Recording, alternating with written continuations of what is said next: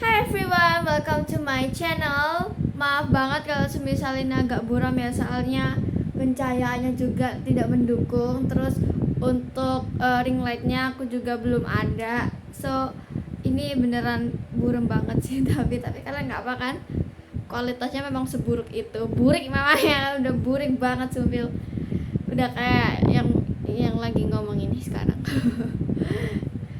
Aku nggak tahu kenapa seburuk ini gitu loh. Biasanya aku memang rekaman di luar supaya memang ada pencahayaan, tapi di luar itu malah nggak ada cahaya sama sekali karena lagi mendung, terus hujan, terus saya ngungsi di sini supaya tidak terkena suara-suara yang tidak mengenakan ya, yang membuat kalian itu risih sama suara-suara yang tidak diundang gitu.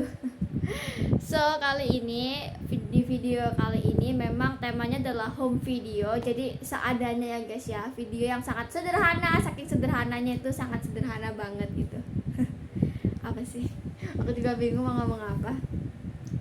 Di sini memang aku rekamannya di kamar sih.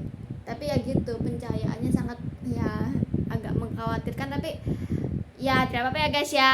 Yang penting bisa mendengarkan suara ya.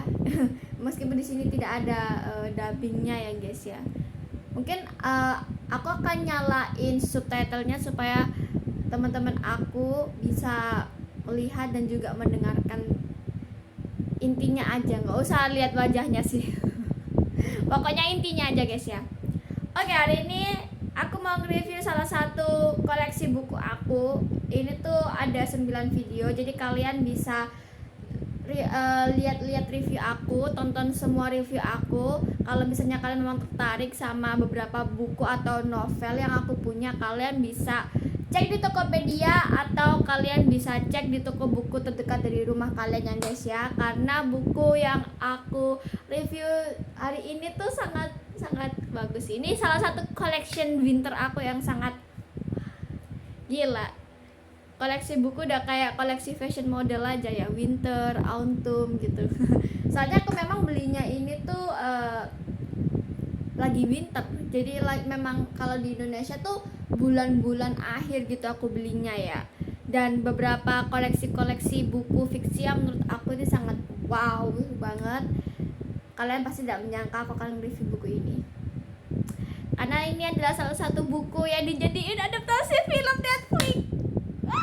Aku udah lihat filmnya sih semenjak pas waktu aku lihat trailernya tuh sangat amazed sekali ya, apalagi ratingnya di Netflix lumayan, emang bagus banget sih. Memang aku sebenarnya sih sejak awal aku baca buku ini aku kayak berharap buku ini bakal dijadiin suatu movie gitu kan, suatu apa istilahnya kayak series mungkin kali ya. Soalnya aku tuh kayak suka banget sama tema-tema film yang bertemakan kayak magical, terus tema-tema yang kayak apa ya istilahnya 11-12 Narnia dan juga Harry Potter gitu ya. Sama banyak banget lah film-film fantasi yang aku suka gitu. Saking sukanya gue sama film fantasi tuh banyak banget buku-buku aku yang memang bertemakan fantasi gitu ya. Lebih ke fantasi yang sangat tidak masuk akal tapi bagus banget.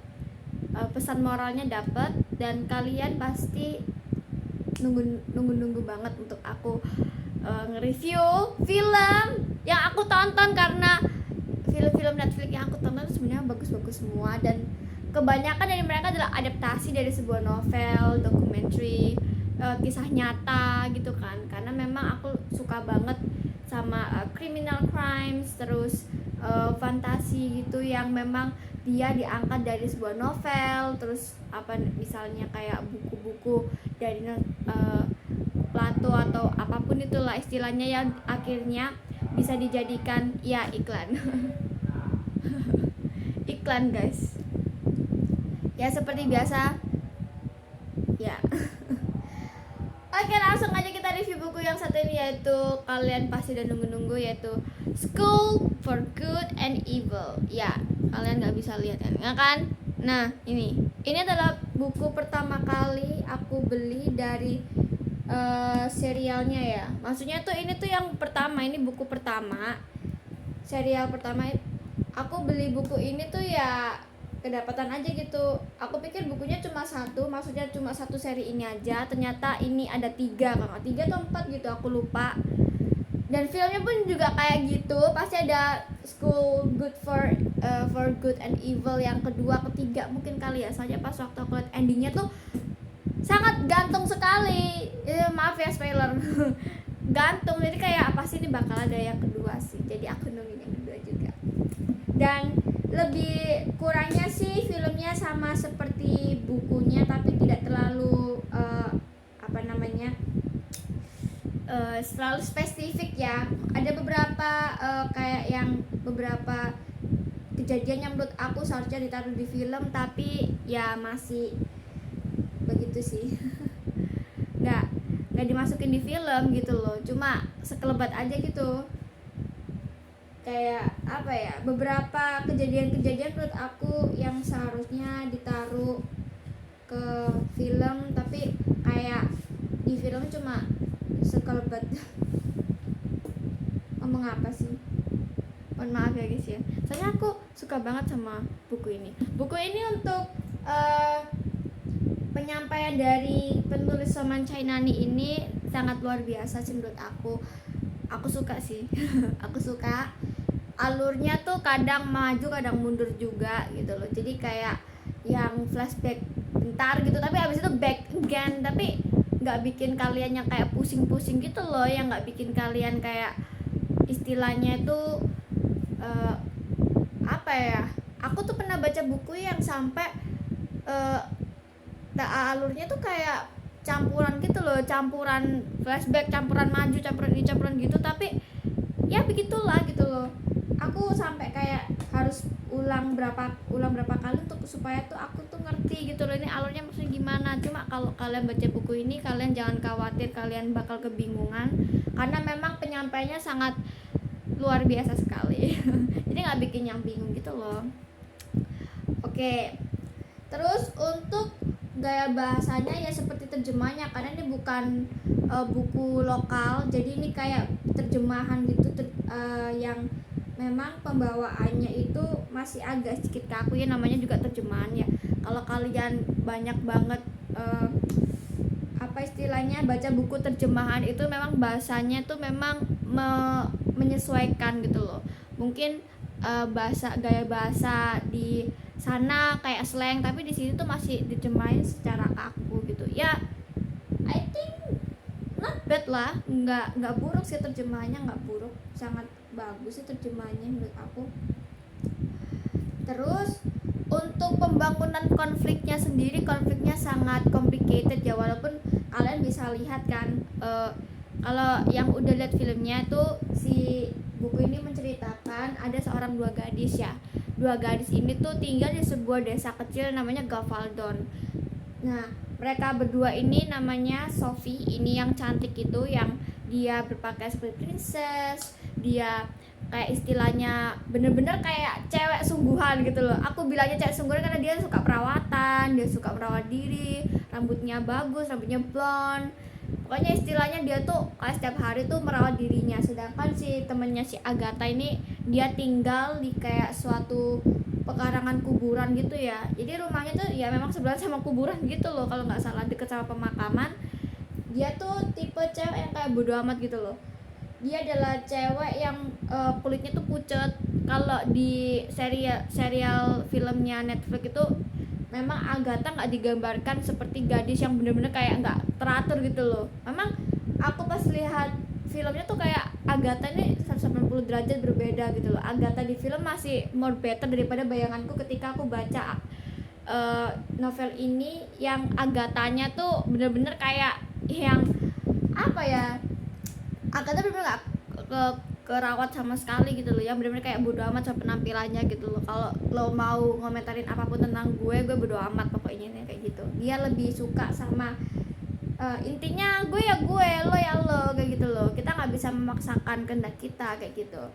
Nah, si mereka berdua ini kayak ke sebuah toko buku, itu terus mereka kayak mendengar ada sekolah good for evil ini, apa for good and evil ini kalau nggak salah.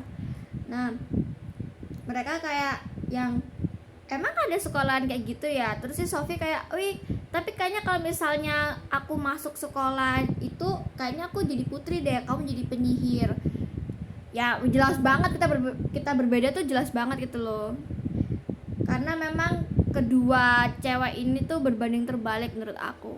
Dan ketika mereka beneran diculik sama salah satu kayak apa ya istilahnya ya, mereka kayak diangkat sama burung gitu loh. Kalau kalian lihat filmnya kan mereka diangkat sama burung, terus mereka berdua ditempatkan di tempat yang salah.